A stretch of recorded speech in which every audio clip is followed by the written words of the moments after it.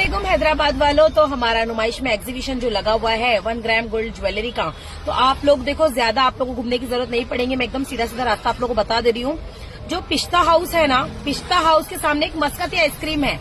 Ice cream के बाजू में, जस्ट बाजू में गली है, वो गली से अंदर आना है आप लोग को, ठीक है। तो सबसे फर्स्ट वाला जो स्टॉल है वो मेरा ही है, सना खान का। और मेरा स्टॉल एक ही है, एक स्टॉल यानी कि 2 स्टॉल हम लोग ने लंबा करके लिए हैं। वो जहाँ पर मैं खुद बैठती हूँ, ठीक है, जहाँ पर मैं बैठती हूँ वही मेरा स्टॉल है, और दूसरे कोई मेरे और अलग से कोई स्टॉल नहीं लगे हुए, ठीक है। एक ही स्टॉल है जहाँ पर सना खान बैठती है, मुंबई वाली, ठीक है।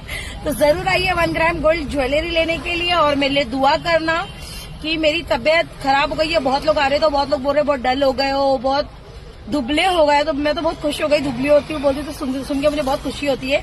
लेकिन हाँ, मेरी तबीयत कुछ दिनों से खराब चल रही है। हैदराबाद भी आई और बच्चों को छोड़ के आई, तो थोड़ी याद भी आती है। तो दुआ करना मैं ठीक हो जाऊँ, ठीक।